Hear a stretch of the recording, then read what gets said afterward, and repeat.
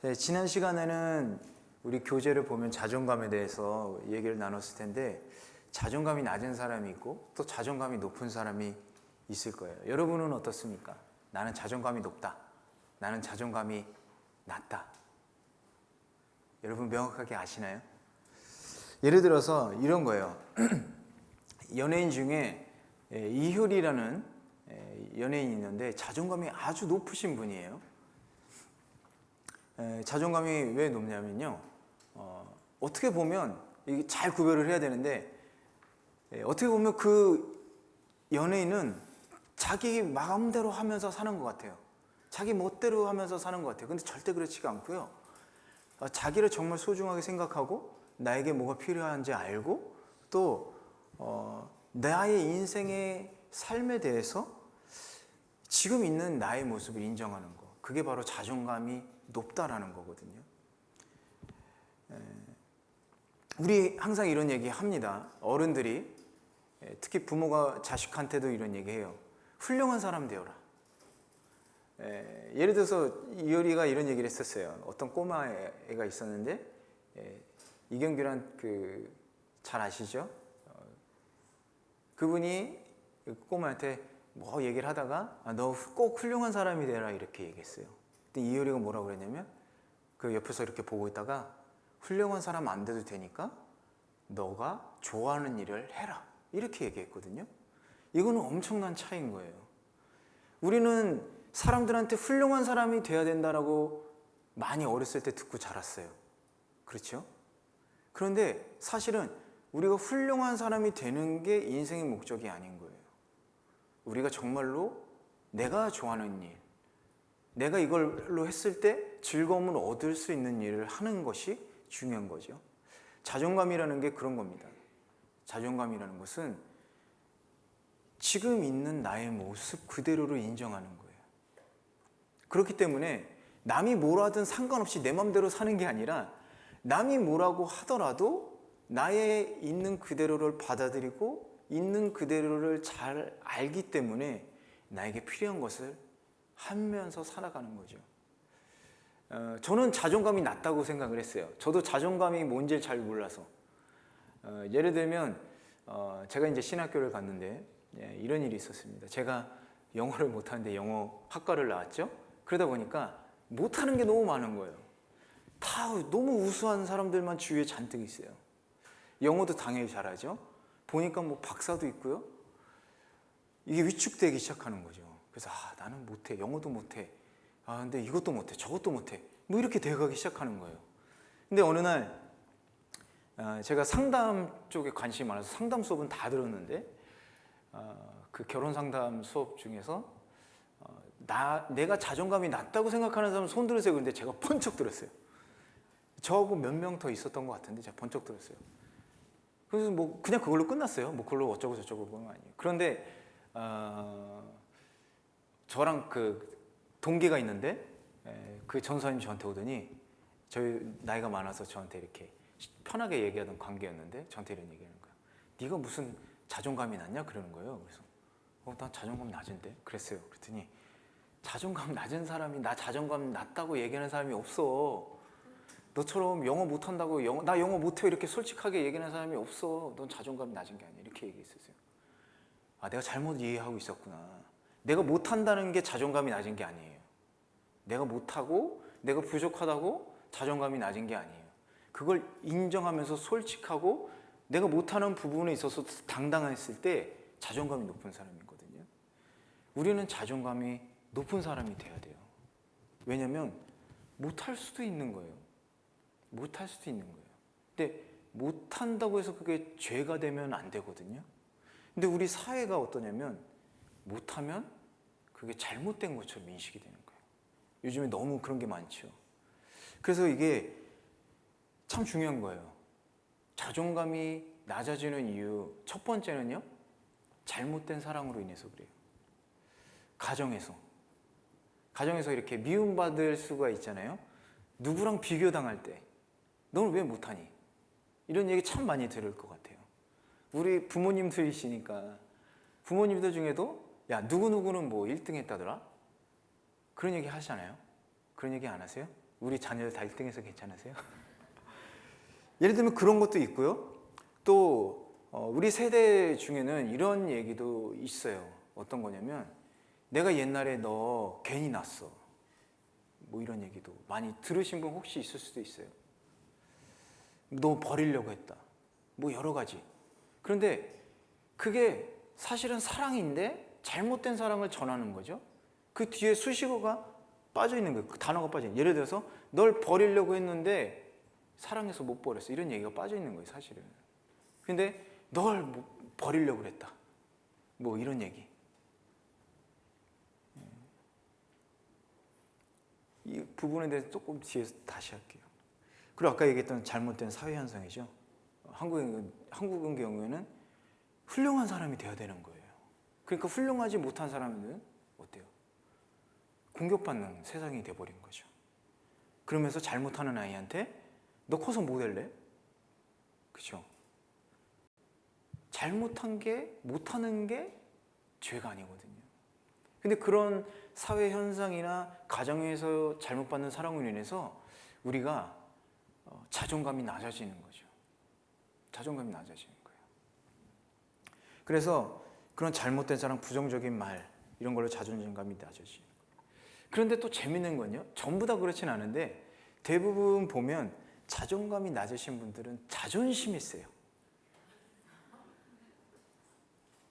대부분 좀 나타나는 경향이 있어요. 왜 그러냐면요. 자존감이 낮다 보니까 자존심이 세지는데 자존감이 높으면요. 자존심이 별로 중요하지가 않아요. 왜냐하면 내가 하는 게 중요한 거거든요. 내가 사는 게 중요하고 내가 어떻게 하느니가 하는 것이 더 중요하거든요. 그러다 보니까 자존심이 높고 낮고의 문제가 안 되는 거예요. 그런데 자존감이 낮으면요. 남이 하는 거에 들리는 말에 상당히 민감하게 반응을 하기 시작합니다. 그래서 전부 다 그렇지는 않아요. 하지만 자존감이 낮으면 자존심이 센 경향이 있습니다. 근데 반대가 돼야 돼요, 사실은. 자존감이 높아야 자존심은 별 문제가 안 되거든요. 그런데 나의 자존심을 긁어버리거든요, 사람들은. 거기에서부터 이제 충돌이 일어나게 되는 거죠. 그래서 우리도 크리스찬은 자존감이 높아야 됩니다. 왜 높아야 될까요, 우리는? 왜 높아야 돼요? 우리는 존귀한 존재니까. 우리뿐만 아니라 모든 사람들이 다 그래요. 모든 사람들이 다 존귀한 존재입니다. 그러나 우리는 하나님의 자녀라는 거죠. 그렇죠? 할렐루야? 우리 안에 남이 뭐라고 하든 네가 잘하든 못하든 잘못했든 그게 중요한 게 아니라 내가 하나님의 자녀라는 사실이 중요한 거예요. 그게 자존감을 높이는 방법입니다. 우리는 하나님의 아들, 딸이잖아요. 하나님께서 그리고 어때요? 나를 사랑하시잖아요. 그 사랑을 충분히 받고 있기 때문에 자존감이 높을 수밖에 없는 거예요. 내가 비록 가난할지라도 내가 하나님의 사랑을 충분하게 받고 있으면 가난이 나의 걸림돌이 되지 않는 거예요. 내가 비록 못 배웠다고 할지라도 하나님의 그 충분한 사랑을 받고 있으면 그게 걸림돌이 되지 않는 거예요. 당당하게 살 수 있는 거죠. 근데 사실 어려운 거는 우리 아까도 얘기했듯이 사회가 그런 사회가 되지 못하는 거죠. 그럼에도 불구하고 우리는 당당하게 살아야 됩니다. 하나님의 자녀로서. 그리고 하나님의 사랑을 듬뿍 받고 있다. 그렇기 때문에 우리는 어깨 펴고 살면 되는 거예요. 남이 뭐라고 하든지 나는 하나님의 자녀다라는 거죠. 충분히 하나님으로부터 사랑을 받고 있고 사람들로부터도 사랑받을 자격이 있는 존재입니다. 우리 한번 따라해 보겠습니다. 나는 하나님의 딸이에요. 나는 하나님의 딸이에요. 그래서 나는 괜찮습니다. 누가 뭐라 해도 나는 하나님의 사랑을 충분히 받고 있습니다.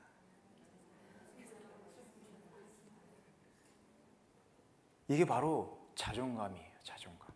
내 존재감이 높은 거예요.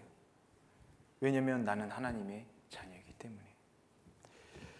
그래서 지금까지 이 내용을 배웠고 이제 종속 의존에 대해서 나눌 텐데, 종속 의존 여러분 미리 책을 보신 분은 알겠지만 동반 의존이나 뭐 공동체 의존이라는 이런 다른 표현도 있습니다. 공동 의존이라고도 하죠. 쉽게 얘기하면 사람 사이의 관계에서 중독되는 거예요.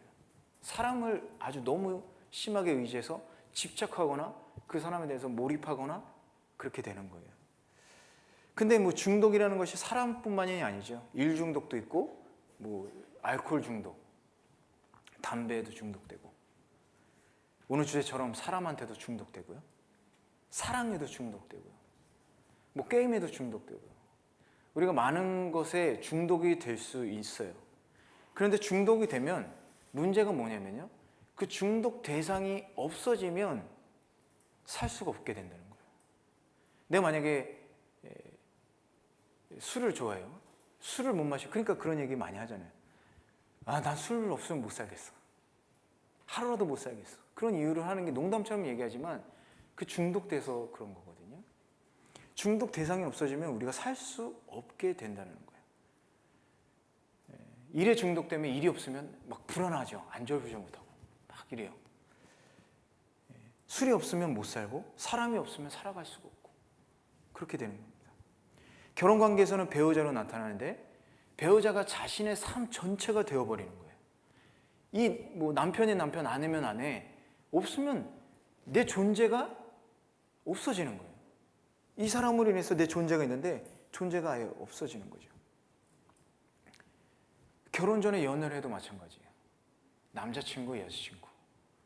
남자친구가 없으면 살 수가 없는 거예요. 여자친구가 없으면 살 수가 없는 거예요. 어쨌든 배우자에게 사랑받아야 하고 인정받아야 되고 행복을 찾기 위해서 계속 노력하고 애를 쓰는데 결국에는 그렇게 되지 못하는 게 현실이죠. 왜냐하면 사람이니까. 처음에는 사랑으로 그걸 이해하고 받아주려고 하지만 그런 중독된 배우자의 상대, 점점 그게 어려워지는 거거든요. 힘들어지고. 사람은 모든 것을 충족시켜줄 수가 없어요. 돈이 많이 있고 부자라도 인격이 훌륭하고 그렇다고 하더라도 그 사람에 대해서 모든 것을 충족시켜줄 수가 없습니다. 그래서 어떤 현상이 일어나냐, 예를 들어서 배우자에게 중독됐다, 종속 의존이 발생한다면 나중에는 그 관계가 온전히 성립되지 못하기 때문에 그 배우자로부터 멸시당하거나 학대를 당하기 시작하는 거예요. 싫은 현상이 나타나는 거죠. 그러다 보니까 어떻게 해요?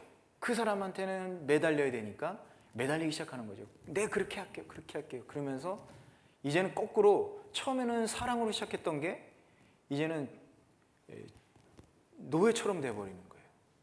그래서 그 상대한테 휘둘리게 되는 거죠. 그걸 악용하는 사람들도 있죠. 그러면서도 더 그 종속 의존하는 사람은 더 몰입하고 집착하게 되는 겁니다. 그러면서도 그 종속 의존, 그러니까 집착하는 사람은 어떤 생각을 하냐면요, 저 사람이 나한테 왜 이렇게 심하게 하지, 이런 생각이 아니라 아, 내가 왜 이렇게 난 이렇게 못할까? 난 왜 이렇게 부족할까? 이런 깊은 공허감, 자기 괴리에 빠지기 시작하는 거죠. 그래서 여러분들 그 책자에 보면 종속 의존 검사가 있는데 혹시 안 하신 분 있으면 지금 좀 잠깐 해봤으면 좋겠어요. 한 2분 정도 시간 드릴 테니까. 책에 있는 종속 의존 테스트가 잠깐 있죠. 그거를 한번 해보셨으면 좋겠어요. 그걸로 정확한 판단은 나오지 않지만 아, 내가 이렇구나 아니구나를 어느 정도 판단할 수 있는 거는 기준이 될 수 있을 것 같아요. 한번 해보시기 바랍니다.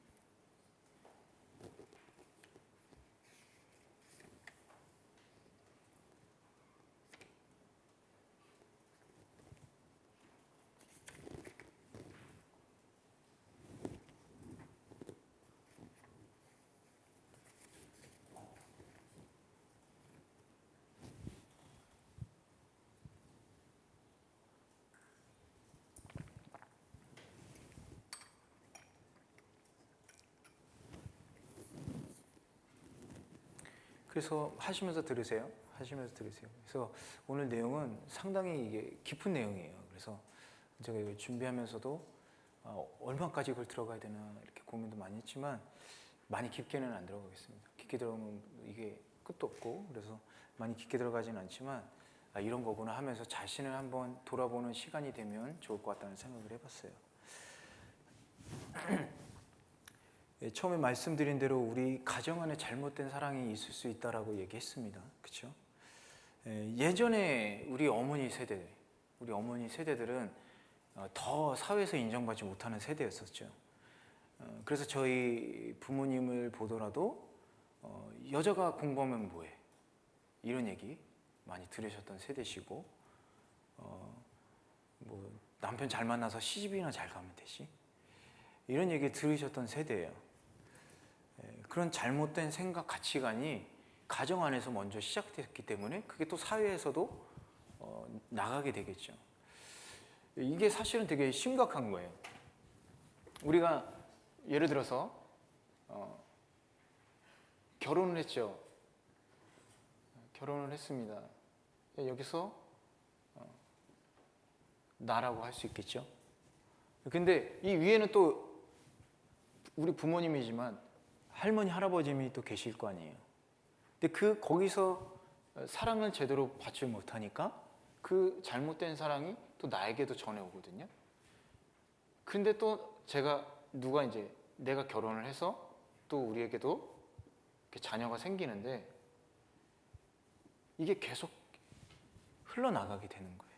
제가 그 청년부 담당을 서울에서 했을 때 알코올 중독이 있는 형제가 있었어요.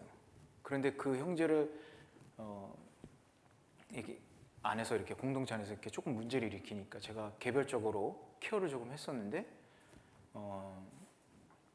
이런 얘기를 했었어요. 본인은 몰라요. 본인이 나는 술을 하루라도 안 마시면 살 수가 없어요. 이렇게 얘기하는데 그게 중독인지는 몰라요. 보통 사람들이 다 그래요. 그게 중독인지는 몰라요. 그냥 단순히 술을 안 마시면 안 된다라고 생각을 할 뿐이죠. 그런데 아버지가 알코올 중독자였어요. 아버지가 알코올 중독자였고 아버지가 매일 술에 심하게 취해서 집에 들어오면은 술 주정이 아주 심하신 거죠. 주사가 심하신 거예요. 난동을 피우시는 겁니다. 그래서 그걸 보면서 아버지에 대한 미움이 엄청나게 강했었어요. 엄청나게 강했었어요. 그랬는데 본인이 똑같은 행동을 하는 거예요. 자기도 모르게 그렇게 되는 거예요. 자기도 모르게 그렇게 되는 거예요. 그게 다시 또 아이들한테 이렇게 전해지게 되는 거예요. 우리도 알고 모르게 부모님들 안에서 올바르게 사랑을 받았으면 다행이지만 인간이기 때문에 그렇지 못할 수가 있어요. 그러다 보면 우리들도 약간 어긋난 사랑을 자식들에게 할 수 있다는 겁니다. 그래서 결론은 오늘 얘기 나오는 거는 예수님이지만 그렇게 가겠지만 우리들이 그것을 기도하면서요 나 자신을 먼저 돌아보는 것이 상당히 중요합니다. 그렇지 않으면 우리 가정에 문제가 생길 수도 있어요. 모르는 거예요. 우리는 모르는 거예요. 또 하나 뭐가 있냐면 이거는 그냥 참고로 알아두시면 되는데 역기능이라는 게 생겨요. 상담 쪽에서는 역기능이라고 하는데 예를 들어서 중독은 아니지만 예를 들어서 아내가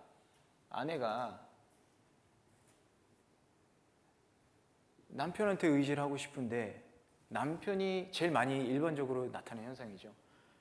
특히 한국 엄마들. 지금은 모르겠어요. 아내가 남편한테 의지하고 싶은데 남편이 남편 기능을 잘 못해요. 가족을 돌보거나 뭐 예를 들어서 집안에서도 남편이 해야 될 일이 있잖아요. 그죠? 정부를 간다든지 뭐 힘을 쓰는 일을 한다든지 못해요. 그러니까 아내가 어떻게 하냐면 아들한테 가는 거예요. 그럼 아들은 어떻게 하냐면 엄마가 도와달라니까 하잖아요. 어렸을 땐 못하지만 점점 자라면서 아들이 아빠 역할을 대신하게 돼요. 이게 역기능이에요. 그럼 어떻게 되냐면요. 부부 관계가 깨져요. 아내가 남편한테 얘기 안 해요. 아들한테 얘기하는 거예요. 아들은 엄마가 도와달라니까 하죠. 아들이 아빠의 역할까지 해야 되는 거예요. 이게 가정의 역기능이 생기는 겁니다. 어쨌든 이건 참고로 알아두시면 되는데 이런 잘못된 의존도 있다라는 거예요. 남편한테 가야 돼요. 무조건 1차적으로 남편한테. 그래서 여러분들이 자녀한테 의지하는 것이 나쁘지는 않지만 남편하고 먼저 1차적으로 해결하는 노력을 가정에서 먼저 하시기 바랍니다. 그게 필요해요. 특히 아들이 있는 가정. 조심해야 돼요. 아들을 대신으로 생각하면 안 됩니다. 그러다 보면 아들은 어떻게 해요? 결혼하기 전에는 괜찮지만 그래서 참 성경이 좋은 것 같아요. 부모를 떠나서 하나님이 인도하는 땅으로 가야 돼요. 참 성경적인 것 같아요. 가정을 떠나야 되는, 분리해야 되는 거예요. 그래야지 부모가 남편과 아내가 먼저 그런 것들을 해결하려는 노력이 점점 사라지거든요. 아들도 그거를 깨닫게 돼야 되는 거예요. 안 그러면 본인은 선한 행동으로 이렇게 부모를 돕는다고 하는데 돕는 게 아니라 부부 사이를 망치는 거예요. 어쨌든 이런 것도 역기능으로 발생할 수 있다는 겁니다. 그래서 이런 잘못된 사랑들이 전해 내려줄 수 있었던 시대가 있었고 또 그것으로 전해진 사랑으로 인해서 우리들조차도 우리 자녀들에게 잘못된 사랑을 전해주다 보니까 자존감이 낮아지게 될 수밖에 없는 거죠. 그런데 오늘 말씀에 오늘 그 자료에 보면 갈라디아서 3장 28절에 보면 뭐라고 써 있냐? 제가 그냥 읽을게요. 너희는 유대인이나 헬라인이나 자유인이나 남자나 여자나 다 그리스도 예수 안에서 하나다. 평등을 얘기하는 거죠. 여성들의 가치가 낮지 않다라는 것을 얘기하고 있는 거예요. 바울 시대에 그랬습니다. 그런데 우리가 또 잘못하고 있는 건 뭐냐면 성경에서는 구약 시대에도 어느 정도의 평등을 하나님은 얘기하고 계세요. 가부장적 사회였지만 여성의 가치를 낮게 평가하지 않으셨어요. 사사기에 보면 이 레위 사람이 자신의 첩을 찾으러 그 첩의 부모님께 갔는데 어때요? 그 당시에 동성애가 있었고 동성애자들이 그 레위 제사장을 내놔라 그랬죠. 그랬더니 그 아버지가 뭐라고 그럽니까? 내 딸을 줄 테니까 당신들 마음대로 하십시오 이렇게 주거든요. 근데 그거는 딸을 막 함부로 한다는 의미보다는 이렇게 생각할 수가 있어요. 당시 여자와 아이는 집의 재산이었었어요. 그러니까 내 전 재산을 다 주겠다라는 의미로 볼 수 있는 겁니다. 어쨌든 가치를 하나님은 낮게 평가하시는 분은 아니라는 거예요. 그 시대에도 여성들의 가치가 낮거나 그러지는 않았습니다. 돌봐줘야 될 대상이었고 소중하게 할 대상이었어요. 그래서 우리가 불평등을 만든 것은 우리들 인간이다. 잘못된 사랑과 불평등이 이 사회에 많이 전해져 있는 거죠. 근데 오늘 재미있는 건 뭐냐면 이 책에 보면 우물가에 찾아온 예수님이 이렇게 나오죠. 사마리아 여인의 얘기를 하고 있어요. 요한복음 4장 3절에서 30절인데 우리 한번 좀 같이 읽어봤으면 좋겠어요. 다들 아시는 내용이지만 우리 한번 같이 읽어보도록 하겠습니다. 한 절씩 같이 읽어볼까요? 제가 먼저 읽겠습니다. 그래서 예수께서는 유대를 떠나 다시 갈릴리로 가셨습니다. 사마리아 지방을 거쳐야만 했습니다. 그래야 예수께서는 사마리아의 수가라는 마을로 들어가셨습니다. 그곳은 옛날 야곱이 자기 아들 요셉에게 준 땅과 가까웠으며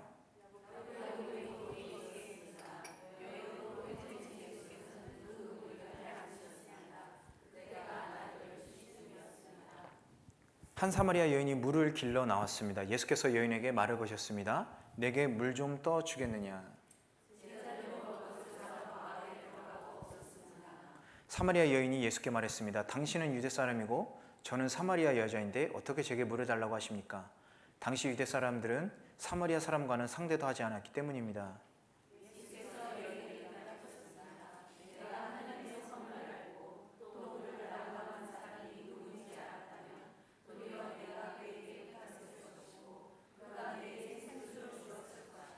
여인이 예수께 말했습니다.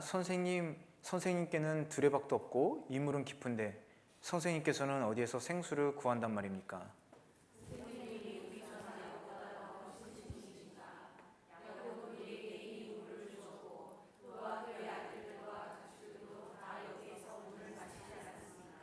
예수께서 대답하셨습니다. 이 물을 마시는 사람마다 다시 목마를 것이다. 그러나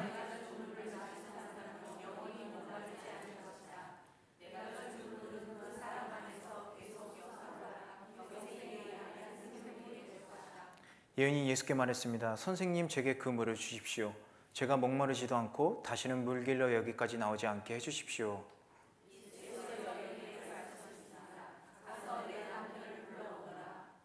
여인이 예수께 대답했습니다. 저는 남편이 없습니다. 예수께서 여인에게 말씀하셨습니다. 내가 남편이 없다고 한 말이 맞다.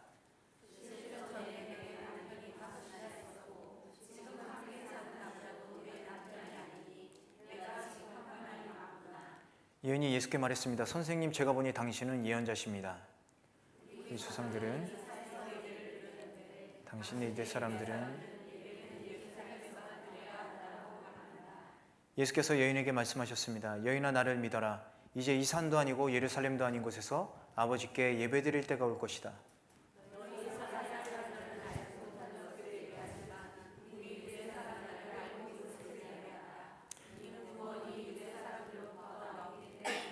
이제 참되게 예배하는 사람들이 영과 진리로 아버지께 예배드릴 때가 오는데 지금이 바로 그때다. 아버지께서는 이렇게 예배드리는 사람들을 찾고 계신다.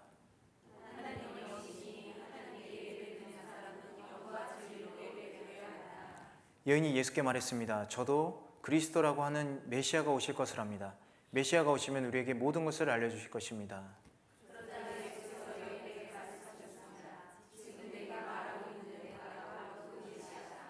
바로 그때 제자들이 돌아와 예수께서 한 여인과 말씀하시는 것을 보고 놀랐습니다. 그러나 아무도 무엇을 요구하십니까? 왜 저 여인과 말씀하고 계십니까? 라고 묻는 사람이 없었습니다.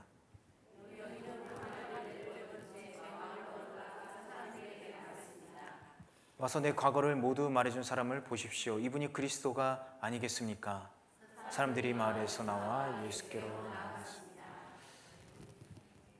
물론 이제부터 제가 설명을 드리는 이 본문 내용을 반드시 이거라고는 해석해야지 이게 정답은 아니에요. 하지만 상당학적 측면으로 볼 때 이렇게 해석할 수 있다는 겁니다. 오늘 종속의전이 테마이기 때문에 그렇게 볼 수 있다는 거예요. 4절에 예수님은 유대에서 갈릴리로 가시는데 사마리아를 통과해서 가신 것을 알 수 있어요. 말씀에도 있었지만 유대 사람들과 사마리아 사람들이 관계가 좋지 않았죠. 그런데 예수님은 굳이 그 길로 갔었어요. 그런데 유대 사람들은 이 길을 안 가고 베레아라는 곳을 통해서 이렇게 돌아서 갔습니다. 사마리아 사람들하고 아주 부딪히기도 싫은 거죠. 만나기도 싫고. 그래서 베레아라는 데를 통해서 이렇게 돌아서 간 거예요. 근데 예수님은 그것을 어기고 사마리아를 통해서 가신 것입니다. 유대 사람들은 사마리아의 이 사람들을 부정하다고 생각했어요. 이방인같이 여겼고 그 혈통이 순수하지 않다. 유대인과 이방인들과의 피가 섞인 거죠. 그래서 부정하다라고 생각을 한 거예요. 그래서 사이가 안 좋았었습니다. 근데 왜 예수님은 이렇게 사마리아를 통해서 가셨을까? 그것은 지름길이니까 그런 게 아니라 사마리아인에게도 하나님의 은혜의 복음을 전해야 된다. 그들이 구원에 이를 수 있게 해야 되기 때문에 예수님은 그 길로 가시게 된 거예요. 유대인들은 사마리아인들을 멸시하고 또 부정하다고 여겼지만 예수님께서 보실 때에는 그들도 구원받아야 되는 그런 대상이었던 것이죠.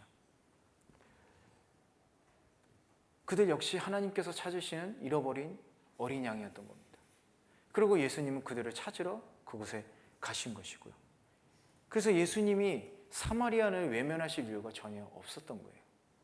오히려 더 적극적으로 소외된 사람들을 찾아가시는 게 당연했던 것이죠. 예수님께서도 우리들에게 찾아오셨습니다. 예수님께서 우리들에게 찾아오셨고 우리에게 구원의 은혜를 주신 거죠. 우리가 예수님을 만났어요. 그리고 구원받았습니다. 그래서 우리가 지금 이 자리에 함께 이렇게 앉아 있을 수가 있게 된 거죠. 남자든 여자든 일본 사람이든 한국 사람이든 상관없이 예수님이 다 찾아와서 만나 주시는 거예요. 그렇기 때문에 우리는 서로를 판단하기보다는 서로 존중해야죠. 왜냐하면 우리는 다 같은 사람이니까. 다 예수님이 우리에게 찾아와 주셨고 하나님의 사랑을 받고 있는 사람이다. 그게 공통적인 거예요. 하나님의 존귀한 자녀이다. 말씀드린 존재감인 거죠. 어쨌든 예수님께서 이렇게 이동하시다가 피곤하셔서 우물가에 이렇게 앉으셨어요. 그런데 6시쯤 되니까, 이거는 아마 유대 시간으로 6시, 유대 시간으로 3시, 그러면 아침 9시. 예수님께서는 유대 시간으로 9시에 돌아가셨죠. 12시에 돌아가셨죠. 그러니까 오후 3시에 돌아가신 겁니다. 어쨌든 그래서 그 6시쯤, 그러니까 저희 시간으로 계산하면 난 12시쯤 된 거예요. 그랬더니 한 여인이 와서 물을 기르러 온 거죠, 우물가에. 그랬더니 예수님께서 그 여인에게 물을 달라 그런 겁니다. 근데 이 우물은 말씀해 드렸듯이 두레박 같은 걸 이렇게 아마 이렇게 갖고 다녔던 것 같아요. 개인 물품으로. 우물에 이렇게 걸려 있는 게 아니라. 그래서 그걸 가져와서 넣어가지고 이렇게 기르었던 것 같아요. 근데 예수님은 그게 없었던 거죠. 그러니까 그 여인에게 나에게 물을 좀 달라 이렇게 얘기한 거예요. 그런데 그 예수님의 말씀에 반응이 그렇게 좋지 않았었어요. 9절 10절을 보니까 뭐라고 써 있었냐면, 제가 한번 읽어보겠습니다. 9절 10절에 뭐라고 써 있냐? 사마리아 여자가 이르되 당신은 유대인으로서 어찌해서 사마리아 여자인 나에게 말을 거냐? 사마리아 사람하고 유대인하고 아까 사이가 안 좋다고 그랬죠? 근데 남자가 여자 이렇게 막 쉽게 얘기할 수 있는 그런 시대가 아니었었어요. 그런데 또 남자가 또 여자한테 얘기를 거는 거예요. 왜 나한테 물을 달라고 하냐? 유대인이 사마리아인과 상종하지 않잖아요. 예수께서 대답하시되 이르되 내가 만일 하나님의 선물과 또 내게 물 좀 달라는 이가 누구인 줄 알았다면 그에게 구했을 것이요 그가 생수를 내게 주었을 것이다. 그러니까 너는 지금 나를 인간으로 바라보니까, 유대 사람으로 바라보니까 그렇게 얘기하지만, 네가 만약에 내가 누구인지 안다면 너는 분명히 나한테 거꾸로 물을 달라고 할 것이다. 이 얘기에서 참 재밌는 부분, 이건 그냥 간단히 설명드리자면, 예수님을 만난다고 다 구원받는 게 아니구나 그런 생각이 들었어요. 예수님은 만나지만 그리스도로 만나지 않는다면 다 구원받지 못하는 거죠. 지금 이 상황에서 이 여자는 예수님을 만났지만 한 사람의 인간으로 이렇게 보고 있는 거죠. 그리스도로 만난 게 아니에요. 우리들도 마찬가지예요. 우리가 복음을 전하면서 구원받지 못한 사람들이 많이 있지만 그 사람들은 그리스도로 영접하지 않았기 때문에 그런 겁니다. 어쨌든 예수님을 인간으로 바라본 이 사마리아 여인이 뭐라고 그러냐? 우리 조상 야곱이 이 물을 우리에게 주었다. 그러니까 유대인인 당신이 야곱보다 더 큰 존재가 아니지 않냐 이 얘기를 하는 거예요. 근데 야곱은 우리에게 너희들이 존경하는 야곱이라는 조상이 우리에게 이 우물을 주었는데 네가 더 크냐? 그런 존재냐? 이렇게 얘기하는 거죠. 근데 예수님은 거기에 대해서 아주 명쾌하게 대답을 하시죠. 예수님은 야곱이 주는 물은 목이 마르다. 하지만 내가 주는 물은 목이 마르지 않는다. 내가 더 야곱보다 사실은 높은 존재다라는 것을 암시적으로 얘기하고 계신 거죠. 이 증거 속에서 예수님이 어떤 분이냐. 그래서 또 그 분을, 예수님을 믿는 사람들이 어떻게 살아갈 수 있느냐를 우리가 알게 되는 것이죠. 예수님이 어떤 사람인지 깨닫게 해주시고, 그리고 그 여인은 이제 그렇다면 그 물을 나에게 주십시오. 이제 이렇게 부탁하기 시작하는 거예요. 그런데 예수님은 내 남편을 불러와라. 갑자기 이렇게 얘기하시는 거예요. 여자는 나는 남편이 없습니다. 그러자 그 말이 맞다. 예수를 믿는 사람과 믿지 않는 사람 사이에는 근본적인 차이가 있는데 바로 이 죄의 문제인 거예요. 예수님은 구원에 이르기 위해서 그 문제를 이렇게 끄집어내 주신 겁니다. 죄는 이렇게 사람들을 억누르고 짓누르는데 그것을 자유롭게 해줘야지 진정 구원에 이를 수 있기 때문에 그런 거예요. 예수님은 그걸 해결해 주려고 지금 그 여자에게 네 남편을 데리고 와라 이렇게 얘기하는 거예요.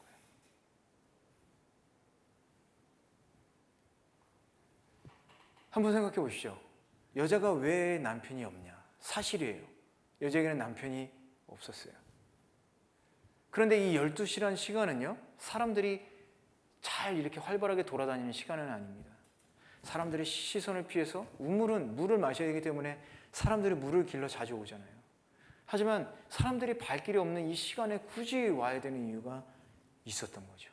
남편이 없지만 분명히 이 사람은, 이 여인은 분명히 사람들로부터 좋은 눈길을 받지 못하는 사람이었을 겁니다. 예수님만이 그걸 해결해 줄 수 있었고, 예수님은 그 여인의 목마름을 해결해 주기 위해서 이 사마리아에 찾아오신 거예요. 예수님은 그 여인의 문제점을 알고 있었고 그것을 해결해 주기 위해서 그것을 이렇게 끄집어 내셨습니다. 그렇지만 예수님은 그걸 이렇게 막 후벼 판 게 아니에요. 근본적인 것을 해결해 주시려고 그 마음을 어루만져 주시고 지금 계신 거죠. 사마리아 여인은 예수님의 말씀을 듣고 아마 정신이 번쩍 들었을 거예요. 이 사람이 나를 어떻게 알고 있을까? 그렇게 생각이 들었겠죠. 남편에 대한 문제는 이 여자에게 인생의 최대의 콤플렉스였었어요. 최대의 콤플렉스. 이 여인의 의존증이 아주 심했을 거라고 판단됩니다. 남편에 대한 의존증, 배우자에 대한 의존증이 아주 심했을 거예요. 18절에서도 알 수 있듯이 5명의 남편이 있었는데 아마 남편으로부터 버림받거나 남편이 죽었을 수 있겠죠. 그런데 진정한 남편이 아니었기 때문에 이 여자에게는 남편이 없는 겁니다. 당시에는 남편이 죽거나 예를 들어서 이혼을 하더라도 뭐 수절이라고 하나요? 결혼하지 않고 혼자 사는 것이 이렇게 좋은 모습이었던 그런 게 있었습니다. 이 당시 사회에도.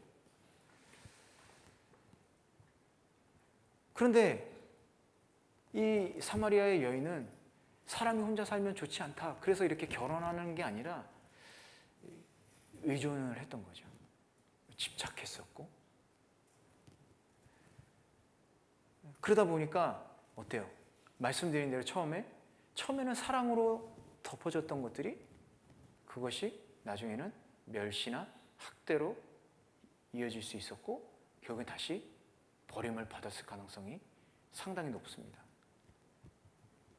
5번 이혼하고 6번째 남자가 지금 있는데 그 6번째 남자도 남편이 아니라고 그랬어요.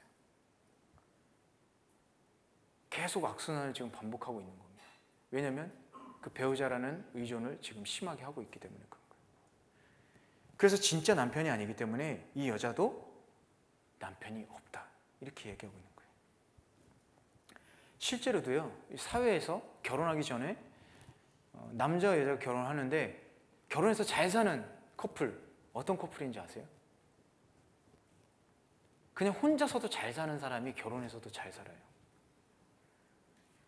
도움을 안 받아도 되거든요. 오히려 도움을 줄 수가 있어요. 그래서 잘 살아요. 통계에도 있다고 하더라고요. 그런데 내가 부족하니까 이 사람한테 도움을 받아야겠다라고 결혼하면 반드시 거기서 문제가 일어납니다. 경제적으로 어려우니까 경제적인 도움을 받으려고 결혼을 한다든지, 아니면 내가 뭔가를 못하니까, 뭐 요리를 못하니까 요리를 하기 위해서 뭐 이렇게, 그게 안 될 경우에 그때 문제가 발생을 하거든요. 근데 혼자 잘 사는 사람들은요, 결혼해서도 잘 살아요. 의존하지 않기 때문에. 의지하는 거랑 의존이랑 다른 거예요. 서로 돕는 거는 의지지만 의존은 다른 겁니다. 그게 없으면 나는 살 수 없는 게 의존이니까. 어쨌든 이 여인도 뭔가 사람한테 의지하고 싶다라기보다는 남자한테 의존을 하고 있었던 겁니다. 구체적으로는 알 수 없지만. 그러다 보니까 어때요? 자존감이, 아까도 얘기했죠? 자존감이 낮은 사람들이 의존을 한다고 그랬잖아요.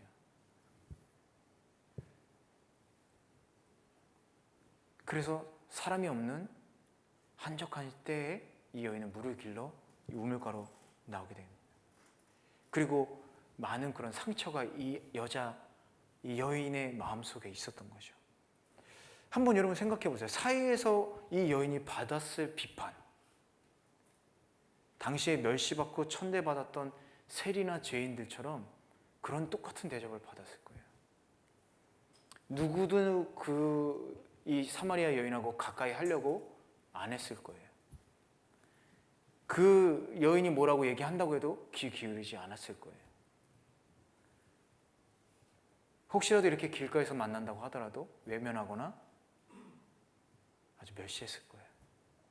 그런 상처가 있는 거예요. 그런데 이 남자들도 그렇게 이용했을 가능성이 상당히 높습니다. 그래서 우리가 사람들은 이 타인의 과거를 용서하지 못하는 경향이 또 있지만 또 이렇게 부끄러운 과거를 가진 사람들은 사회에서 제대로 적응하지 못하는 경우가 많이 있어요. 하지만 물론 그런 잘못된 것들이 자랑거리는 될 수는 없지만 예수님을 만났을 때 그런 것들이 다 회복될 수 있는 겁니다. 그리고 예수님을 만나서 그런 것들이 전부 다 완전히 뒤바뀔 수 있는 인생을 살아갈 수 있는 거죠. 이 여인이 예수님을 만나고 어떤 사람이 되냐? 예수님을 증거하는 사람이 되는 거예요. 생각해 보세요. 사람들로부터 천시당하고 멸시당하고 남자로부터 올바른 사랑을 받지 못했던 여인이 진정한 사랑을 알게 된 거예요. 그리고 자신은 천대받고 죄인이라고 생각했는데 구원받은 거예요. 그러니까 이 여인이 어떻습니까? 당당해지는 거예요. 존재감이 상승된 거예요. 그러니까 사람들이 나를 어떻게 대하든 상관없이 가서 예수님 만난 얘기를 전하기 시작하는 거죠. 그래서 예수님을 만나서 우리는 변할 수가 있는 겁니다. 사마리아 여인은 배우자 중독이었던 걸로 추측할 수가 있어요. 배우자에 대한 목마름으로 살아갈 수가 없었던 거예요. 그래서 계속해서 헤어지고 다시 남자를 만나고 헤어지고 다시 만나고. 그랬더니 진정한 예수님을 만나니까 그런 목마름이 없는 생명수를 주시겠다. 이렇게 얘기하고 있는 겁니다. 종속 의존에서 벗어나고 잃어버린 자존감을 회복시키고 그리고 생명을 얻게 된 거죠. 그게 바로 예수 그리스도의 은혜인 거죠. 예수님을 이제 한 인간이 아니라 그리스도로 만나니까 여자의 눈이 확 달라졌어요. 확 달라졌습니다. 주여 내가 보니 선지자로서이다. 아까는 유대인으로 봤는데 이제는 당신은 선지자입니다. 이렇게 고백하고 있는 거죠. 그러더니 이 여인이 이제 영의 눈이 띄어지니까 어떻습니까? 이제 예배관에서 얘기를 하기 시작하는 겁니다. 20절에서 26절을 보면 간단하게 설명을 드리면 예배에 대해서 얘기를 하는 거예요. 우리는 그림산이라는 산에서 예배를 드리고 있는데 당신들은 예루살렘에서 예배를 드리는데 그곳이 진정한 예배 드리는 곳이라고 얘기하고 있지 않습니까? 계속 이런 인종에 대한 문제에도 갈등이 또 이제 생기는 거죠. 그림신산에서 왜 이 사람들이 예배를 드리기 시작했냐면 스룹바벨 성전 건축과 관련해서 이런 문제가 불거져서 이렇게 완전히 나눠졌는데 스룹바벨이 바벨론에서 이렇게 포로해서 돌아온 다음에 성전을 재건할 때 사마리아 사람들이 그걸 참여하려고 했는데 안 된다고 그랬어요. 거절을 했습니다. 그러면서 갈등이 시작된 거예요. 그래서 사마리아인들이 예배를 드릴 곳을 그림산이라는 곳에 세운 겁니다.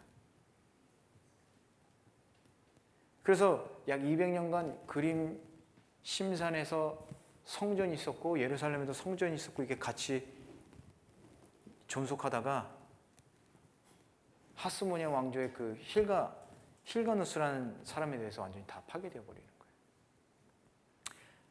어쨌든 그들 믿는 축복에 사는 그림 심산이라는 거죠. 그곳에서 하나님이 계신다라고 그들은 믿고 있었던 거예요. 이제 하나님에 대한 존재를 인식하자, 그럼 이제 하나님을 만나러 예배를 드리기 위해서 어떻게 됩니까? 라고 갈등이 생긴 거예요. 사마리아 사람들도 율법에 대해서 알고 있었어요. 모세오경에 대해서는 알고 있었어요. 그렇기 때문에 그 예배 장소에 대해서 당연히 인식하고 있었고 알고 있었던 거죠. 그래서 그럼 정말로 예루살렘에서 예배 드리는 게 맞는 건가요? 이렇게 얘기를 하는 거죠. 그런데 예수님께서 뭐라고 하시냐? 여인아, 이렇게 부르는 거예요. 여인아. 이 히브리어로는 기나이라고 하는데, 여인아, 무슨 얘기냐면요, 이 똑같은 얘기가 예수님이 십자가에서 돌아가시기 직전에 자기 어머니에게 여자여 이렇게 얘기하잖아요. 똑같은 단어예요. 근데 우리들 보기에는 아니 어떻게 저렇게 얘기할 수 있지? 이렇게 생각할 수 있는데, 이 원어를 우리말로 번역하는데 한계인데요, 더 이상 어떻게 따뜻한 정감 어린 표현이 할 수 없다고 얘기합니다. 그래서 우리에게는 이렇게 약간 좀 차가운 느낌으로 들릴 수 있지만 전혀 그렇지는 않고, 원어 자체로 보면 이렇게 따뜻한 정감 어린 표현이라고 그래요. 이렇게 여인아 이렇게 하는데 그게 이렇게 따뜻한 정감 어린 표현이라고 합니다. 이렇게 부르시는 거예요. 존중하면서 이렇게 따뜻하게 부르시면서 하는 얘기가 뭐냐면 나를 믿어라. 여인이 예배관에서 묻고 있는데 나를 믿어라 이렇게 얘기하고 있는 거예요. 나를 신앙의 대상으로 삼아라. 그런데 왜 나를 믿어라 라고 얘기했을까요?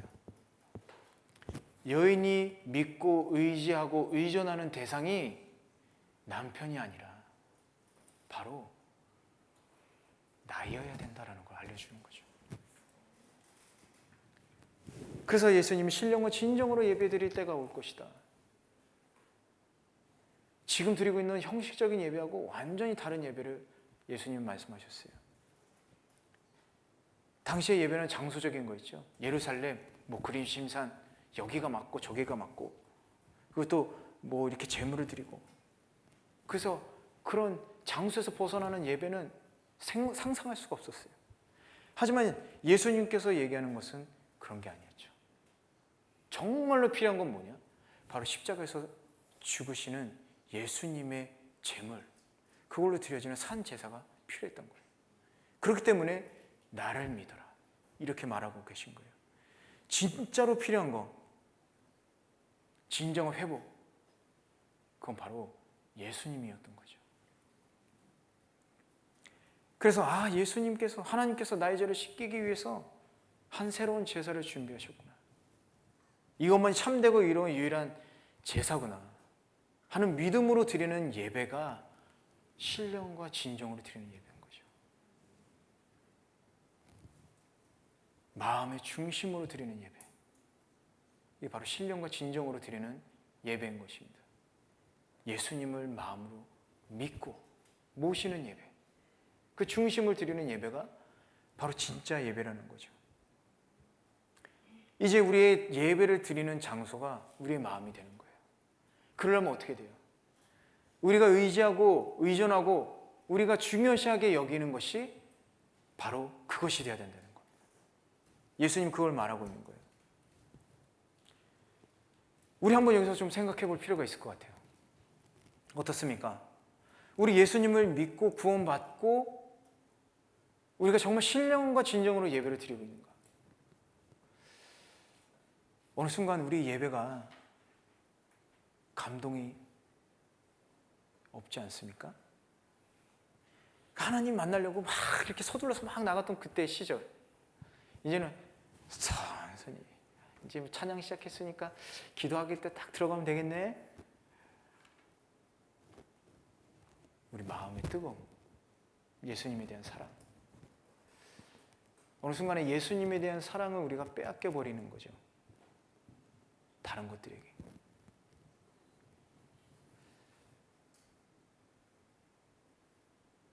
그래서 예수님 시대에 그 형식적으로 드리는 제물에 대해서 하나님 그것을 받지 않겠다. 이렇게 얘기하신 겁니다.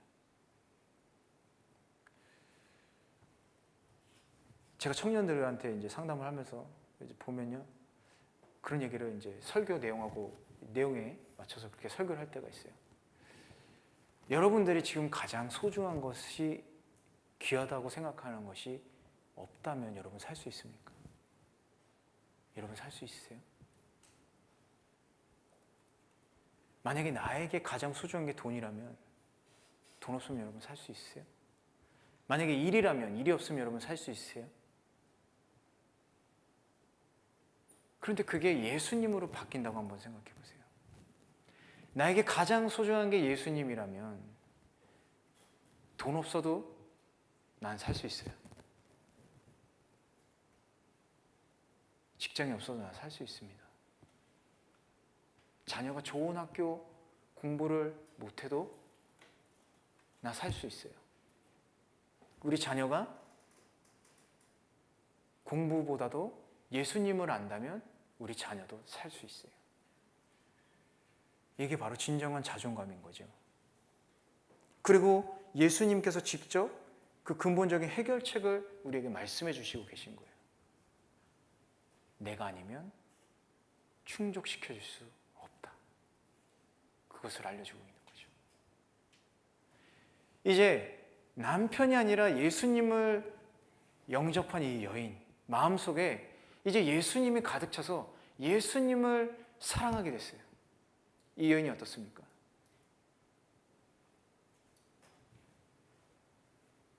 이제 예수님을 전하는 사람으로 변하게 되는 거죠. 진정한 가치를 깨닫게 되는 거예요. 우리가 많은 것들을 의존하면서 사는 경우가 있어요. 우리는 의존이라고 생각 안 하지만 일이나 돈이나 술이나 여러 가지 것들, 사람 관계, 뭔가 떠드는 것도 마찬가지고요. 뭔가 하는 것, 취미 활동도 그렇고요. 그런데 계속 그걸 해도 우리 마음속에는 이렇게 충족되지 않는 것들을 볼 수가 있어요. 우리에게 진짜로 필요한 걸 우리가 모르고 있는 거죠. 그래서 그것들을 계속 해결하려고 이것저것 다 해보는 겁니다. 그래서 가장 기쁨이 있던 거를 우리는 계속해서 갈망하기 시작하는 거죠. 그러다가 그 갈증을 해결하다가 중독되어 버린 현대판 사마리아인이라고 그래요. 현대판 사마리아인. 현대판 사마리아인들이 사실은 크리스천 중에도 많이 있는 거예요. 나는 분명히 예수님이 있거든요. 중요한 건 뭐냐면요. 예수님이 나의 전부가 아니에요. 예수님을 믿는데 예수님이 나의 전부가 아니에요. 나의 남편이 전부가 되거나 나의 자녀가 전부가 되거나 나의 학업이나 나의 그런 세상적인 것들이 전부가 되어버리는 거예요. 그럴 때 중독돼 버리는 겁니다. 말씀드렸듯이 중독되면요. 내가 중독되어 있는지 몰라요. 그래서 해결할 수가 없는 거예요. 지나친 애증이나 집착, 몰입 이렇게 변하기 시작하는 겁니다. 그러나 우리의 그런 목마름을 해결해 줄 수 있는 것은 이 세상에 아무것도 없어요. 사람도 아무도 없어요. 하나님의 사랑으로 충만해서 그 안에서 누리는 사랑이 아니면 인간의 사랑은 집착하고 또 편협하고 또 일방적으로 나타나기 때문에 그것을 완전히 사랑을 채울 수가 없습니다. 생명수이신 예수님만이 우리의 갈급한 마음을 충만하게 채워줄 수 있다는 거죠. 베드로전서 3장 5절 한번 같이 읽어보겠습니다. 베드로전서 3장 5절 한번 같이 읽겠습니다. 시작. 전에 하나님께 소망을 두었던 거룩한 여인들도 이처럼 자기 남편에게 복종함으로 스스로 단장했습니다. 여러분, 우리의 소망을 하나님께 두시기 바랍니다. 배우자가 나의 도움이 아니라 하나님께서 나의 도움이신 거예요. 술과 담배가 돈과 명예가 나의 도움이 아니라 하나님께서 나의 도움이 되시는 겁니다. 사람이나 물건이나 물질에 의존해서 여러분 지배당하지 마시고 오직 하나님만을 의지하고 성령의 지배를 받으시기 바라요. 그럴 때 우리의 삶이 진정한 자유를 얻을 수 있는 것입니다. 더 나아가서 말씀드린 대로 진정한 자유를 얻은 이 여인이 했던 것, 우리 예수님을 전하기 시작했죠. 우리가 그런 사람이 되는 거예요. 이 세상에 아까 말씀드린 대로 현대판 사마리아인들이 많이 있어요. 완전히 중독되어 있는 거죠. 크리스천 안에도 있습니다. 그렇기 때문에 우리가 알려야 되는 거죠. 진정한 생명의 원천인, 우리의 목마름을, 그 갈증을 해결해 줄 수 있는 분은 예수님밖에 없습니다. 이거를 우리가 알리는 사람이 되어야 되는 겁니다. 우리 오늘 말씀을 통해서 우리의 내면을 한번 살펴보시기 바랍니다. 사람들은요, 본질적인 건 제껴두고 항상 비본질적인 거에 이렇게 집중하는 경향이 있어요. 그러면서 거기에 집중하지 않는 사람들은 어리석다고 하죠. 우리 크리스천들, 그죠?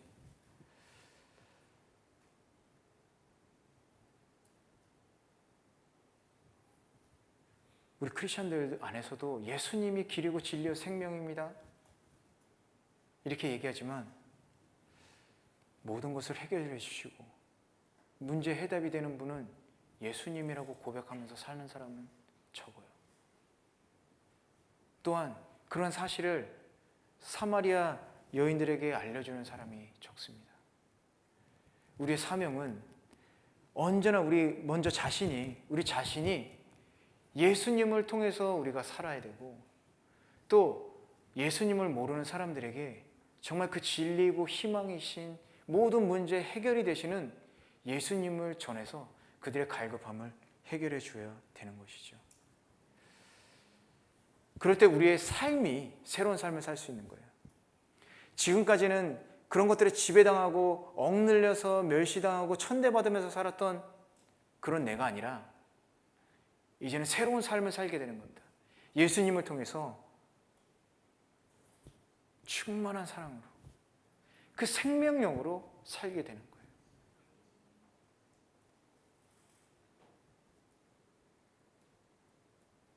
우리가 그 힘으로 살아가지 않는다면 다른 사람들 또한 예수님을 만날 수가 없습니다.